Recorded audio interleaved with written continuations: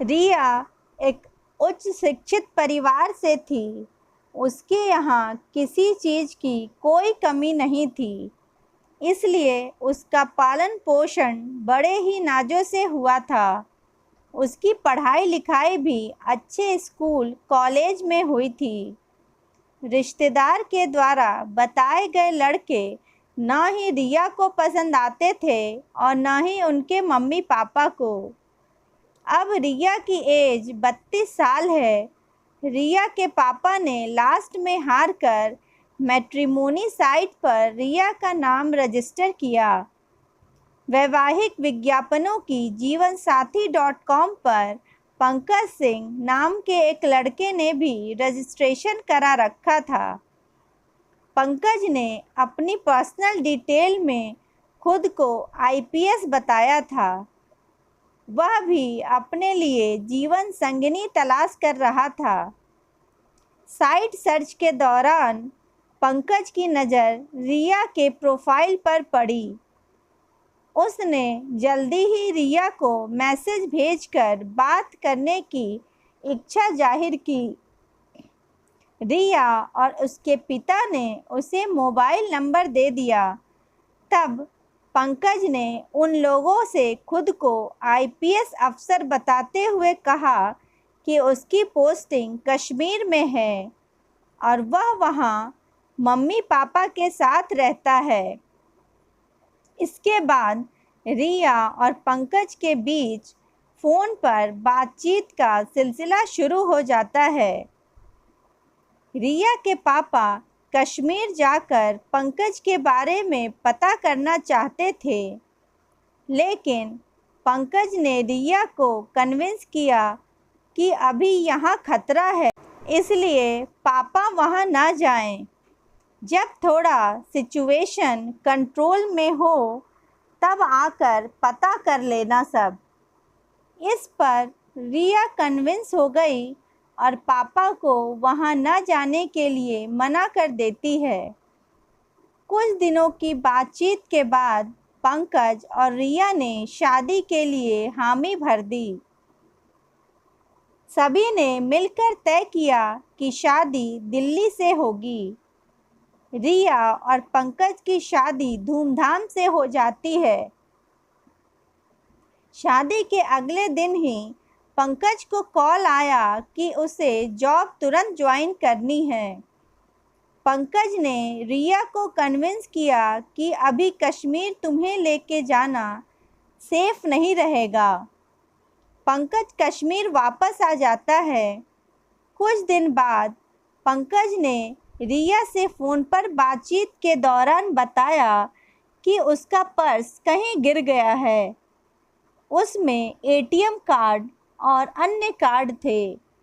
रिया ने पंकज की इस बात को सीरियसली नहीं लिया, क्योंकि आए दिन तमाम लोगों के एटीएम कार्ड, ड्राइविंग लाइसेंस आदि महत्वपूर्ण सामान चोरी होते रहते हैं या कहीं खो जाते हैं। इसलिए उसने पंकज से यह कहा कि जो एटीएम कार्ड पर्स में थे उन्हें ब्लॉक ज़रूर करा दें, ताकि कोई उनका दुरुपयोग न कर सके।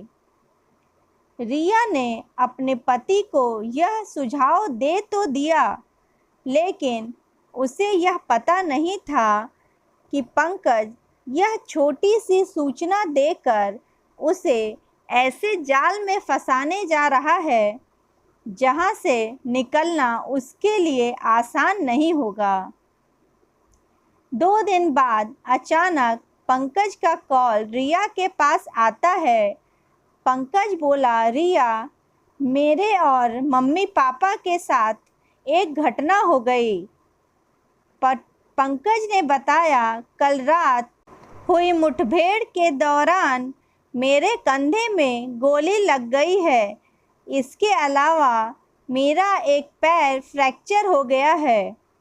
इस समय अस्पताल में हूँ और मेरे पर्सनल कार जिसमें मम्मी पापा थे, आतंकियों ने कार पर बम फेंक कर उड़ा दिया। यह कहते हुए पंकज रोने लगा। यह खबर सुनते ही रिया घबरा गई। वह फ़ोन पर ही इस घटना पर दुख जताने लगी। रिया बोली, मैं और पापा अगले दिन ही आते हैं। तभी पंकज बोला, रिया, तुम्हारा यहाँ आना सेफ नहीं है। पंकज बोला, रिया, तुम मेरी चिंता मत करो, जल्द ही ठीक हो जाऊंगा। लेकिन तुम्हें तो मालूम ही है कि कल मेरा एटीएम कार्ड कहीं गिर गया था। यहाँ अस्पताल में कुछ पैसों की ज़रूरत है। यदि संभव हो सके तो कुछ पैसे ऑनलाइन ट्रांसफ़र कर दो। ठीक होने के बाद मुझे विभाग से सारा पैसा मिल जाएगा, तब मैं तुम्हारे पैसे लौटा दूंगा। मैं अपने ड्राइवर का अकाउंट नंबर मैसेज कर रहा हूँ, उसी में डाल देना। वह बैंक से पैसे लाकर अस्पताल में जमा कर देगा। कुछ ही देर बाद रिया के फ़ोन पर पंकज द्वारा भेजा गया मैसेज मिला। उसने मैसेज में बैंक का खाता नंबर भेजा था। रिया ने बैंक के खाता में 1 लाख ऑनलाइन ट्रांसफ़र कर दिए। रिया कामना करने लगी कि पंकज जल्द ठीक हो जाए। वह दिन में कई कई बार फ़ोन करके उसका हालचाल मालूम करती थी। रिया ज़रूर कश्मीर में नहीं थी, लेकिन उसका मन हमेशा कश्मीर में ही लगा था। 5वें दिन फ़ोन आया रिया के पास कि ऑपरेशन पर मोटा पैसा खर्च होने की उम्मीद है, इसलिए 5 लाख और भेजने को कहा। रिया नहीं चाहती थी कि पंकज को कुछ हो जाए, इसलिए उसने उसी दिन उसके द्वारा भेजे गए खाता नंबर में 5 लाख रुपए जमा करा दिए। रिया का मन कर रहा था कि अस्पताल जाकर वह पंकज को देख आए, लेकिन रिया की सेफ्टी की दुहाई देकर पंकज रोक देता था। वह पंकज के पास तो नहीं थी, लेकिन वह फ़ोन पर ज़रूर उसके संपर्क में हमेशा रही। रिया ने पंकज से कह दिया था कि वह इलाज की चिंता ना करे, जितना भी संभव हो सकेगा वह और उसके पापा उसकी मदद करेंगे। एक दिन पंकज ने उससे कहा, डॉक्टरों ने बताया है कि इलाज लंबा चलेगा, जिसमें पैसों की भी ज़रूरत पड़ेगी। मेरे ठीक होने तक तुम ज़रूरत के मुताबिक पैसे देती रहना। ठीक होने पर मैं तुम्हारे सारे पैसे वापस कर दूंगा। इस पर रिया बोली, आप पैसों की चिंता ना करें, बस अपना ख्याल रखें। इस तरह 4 महीने में रिया पंकज को 25 लाख रुपए भेज चुकी थी। इसी बीच पंकज ने उसे बताया कि उसका ब्लड प्रेशर लगातार बढ़ रहा है, इसलिए ऑपरेशन नहीं हो पा रहा है। पंकज की हालत दिन प्रतिदिन बिगड़ने की बात सुनकर रिया को और ज़्यादा चिंता होने लगी थी। रिया ने पापा से रिक्वेस्ट की कि पापा किसी भी तरह उसे पंकज से मिलवा दें। पापा ने बोला, मैं भी तुम्हारे साथ चलता हूँ, क्योंकि वो नहीं चाहते थे कि रिया अकेले कश्मीर जाए। लेकिन सेफ्टी को लेकर रिया ने पापा को वहाँ से जाने से रोक दिया। पापा ने रिया की टिकट बुक करवा दी। रिया को अस्पताल पहुँचने पर जो सूचना मिली, उसे सुनकर उसके होश ही उड़ गए। अस्पताल से उसे जानकारी मिली कि पंकज नाम का कोई पुलिस अधिकारी अस्पताल में भर्ती ही नहीं है, जबकि पंकज ने उसे उसी अस्पताल में भर्ती होने की बात कही थी।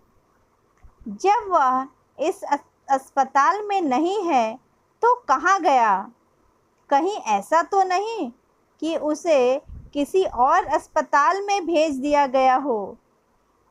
यह सोचकर उसने उसी समय पंकज को फ़ोन मिलाया। उसका फ़ोन स्विच्ड ऑफ आ रहा था।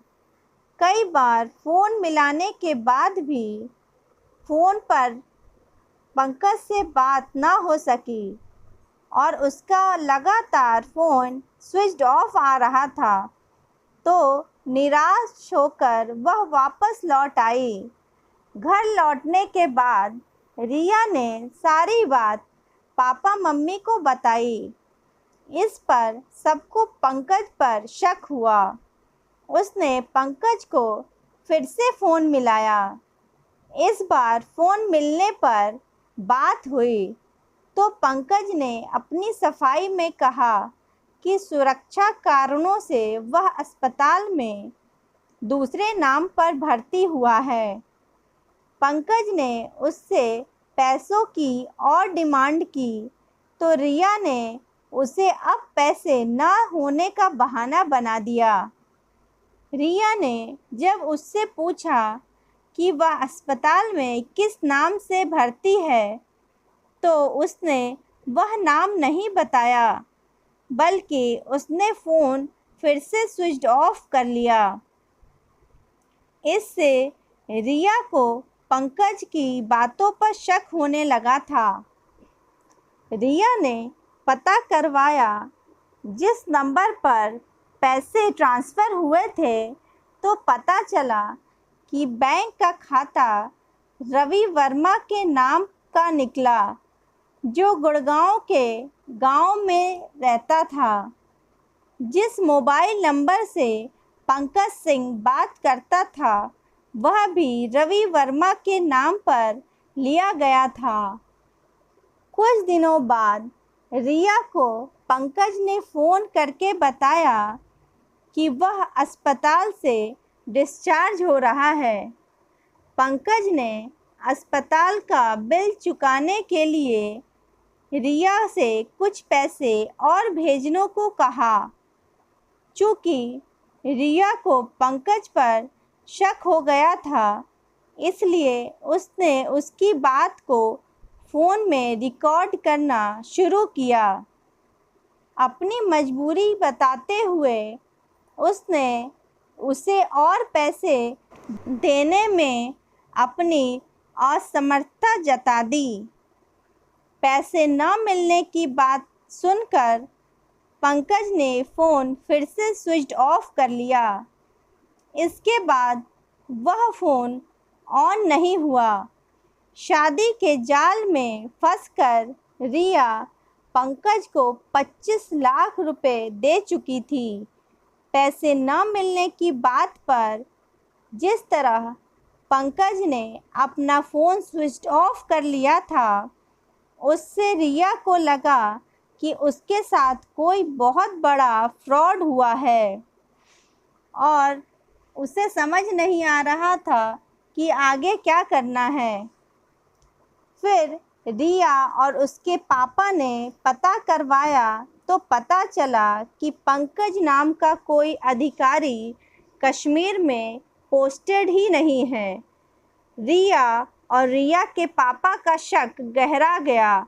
वह दिल्ली पुलिस क्राइम ब्रांच के अतिरिक्त पुलिस आयुक्त से मिली और उन्हें अपने साथ घटी पूरी कहानी बता दी। पुलिस आयुक्त को यह मामला काफ़ी गंभीर लगा। उन्होंने रिया को क्राइम ब्रांच के पुलिस उपायुक्त के पास भेज दिया। साथ ही डीसीपी को निर्देश दिए कि वह जल्द से जल्द ज़रूरी कार्रवाई करें। डीसीपी ने रिया की शिकायत पर थाना क्राइम ब्रांच को पंकज सिंह उर्फ रवि वर्मा के खिलाफ धोखाधड़ी करने की रिपोर्ट दर्ज करा दी। जिस फ़ोन नंबर से पंकज रिया से बात करता था वह उसने बंद कर रखा था। पुलिस टीम ने उस नंबर की कॉल डिटेल्स निकलवाई और उसका कॉल डिटेल्स का अध्ययन करके यह जानने में जुट गई कि पंकज की ज़्यादातर किन फ़ोन नंबरों पर बातें होती थीं। इसके अलावा जिन बैंक खातों में रिया ने 25 लाख रुपए जमा कराए थे उनकी भी जांच पड़ताल शुरू कर दी। पुलिस और क्राइम ब्रांच की हेल्प से पंकज उर्फ रवि को पकड़ लिया गया। रवि से पूछताछ करने पर पता चला कि न जाने कितनी लड़कियों को उसने अपनी फेक प्रोफाइल बनाकर ठगा है। यहाँ तक कि उसके मम्मी पापा भी असली नहीं थे। आज रिया को खुद पर गुस्सा आ रहा था कि पढ़ी लिखी होने के बावजूद वह इतना बड़ा धोखा कैसे खा सकती है। रिया और उसके पिता पढ़े लिखे होकर भी इतनी आसानी से ठग लिए गए। इसलिए ऑनलाइन किसी भी प्रोफाइल की पूरी जांच करके ही आगे बढ़ना चाहिए। कहानी पसंद आई हो तो please like, share and subscribe. Thank you.